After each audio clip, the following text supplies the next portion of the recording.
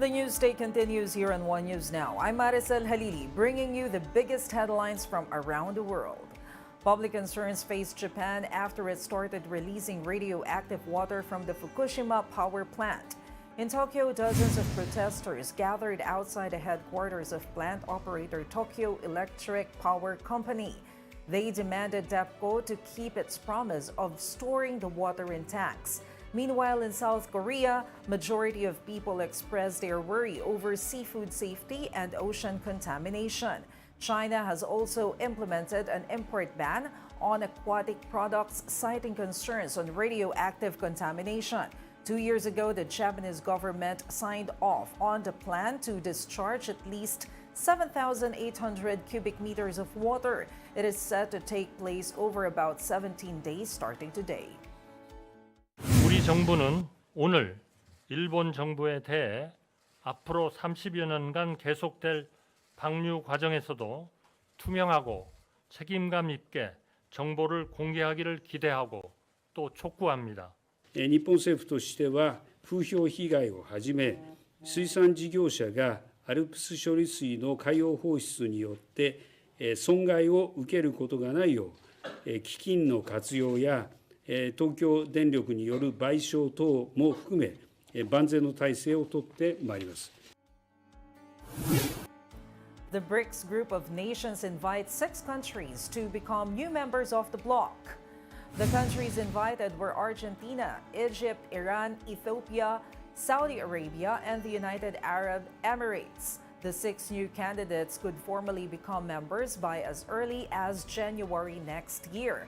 The move is aimed at accelerating BRICS' push to reshuffle a world order, which it sees as outdated. This is said to be the bloc's first expansion initiative in more than a decade. The BRICS stands for Brazil, Russia, India, China, and South Africa. Over in Zimbabwe, dozens of civil society activists who monitor the election have been arrested. Police said they detained over 40 people and seized cell phones, laptops, and other electronic equipment. This came following a tip-off concerning supposed subversive and criminal activities. The arrests prompted the extension of the polls in some wards for one more day on Thursday. Zimbabwe voted for key officials, with many hoping for change after years of economic hardship. However, analysts warned it was unlikely for the ruling party to allow any loosening of its grip on power. We'll be back with more stories after the break. Keep it here on One News.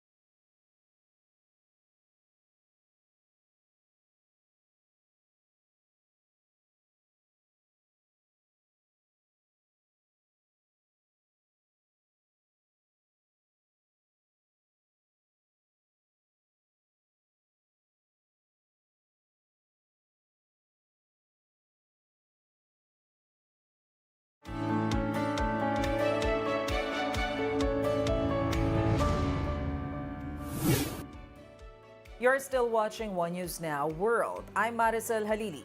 Russian President Vladimir Putin breaks his silence on the death of Wagner Group leader Yevgeny Prigozhin.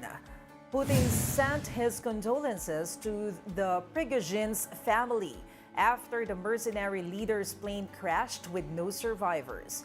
He described the mercenary leader as a talented businessman whom he had known since the 90s.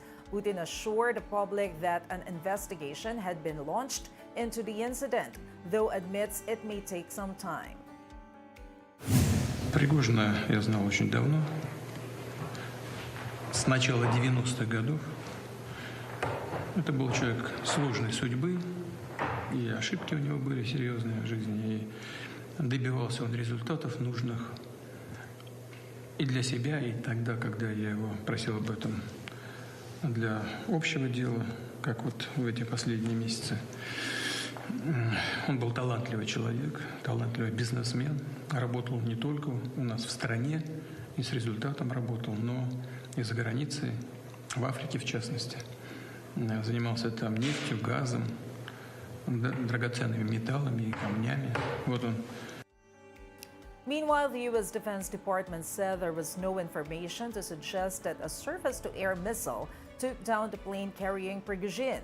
Reuters earlier reported that the U.S. was looking at a number of theories that caused the plane crash. The report cited two U.S. officials saying a surface-to-air missile likely hit it.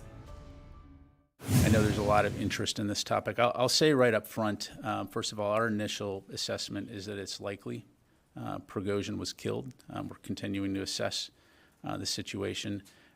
We don't have any information to indicate right now. The press reporting stating that there was some type of surface-to-air missile that took down the plane. That we assess that information to be inaccurate. Again, nothing to indicate, no information to suggest that there was a surface-to-air missile. But beyond that, I'm really just not going to have any further information. Former U.S. President Donald Trump turns himself in to authorities over felony charges. Trump was booked at the Fulton County Jail in Georgia, although his mugshot was not immediately released. This is a first to Trump, who did not have to sit for a photographer or photograph for his three other criminal cases. He is facing 13 charges in Georgia in connection with efforts to subvert the state's 2020 election results. In a social media post, Trump called Fulton County District Attorney a quote, radical left, low-life district attorney. The U.S. Justice Department sues Elon Musk's SpaceX for allegedly discriminating against asylum seekers and refugees in hiring. According to the lawsuit, SpaceX discouraged asylees and refugees from applying for jobs. The lawsuit spans from at least September 2018 to May 2022. The lawsuit also said the company avoided considering them because of their citizenship status, thus violating the Immigration and Nationality Act.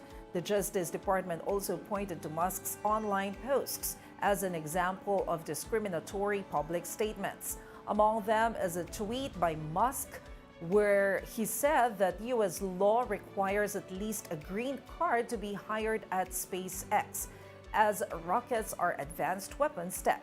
SpaceX did not immediately respond to a request for comment.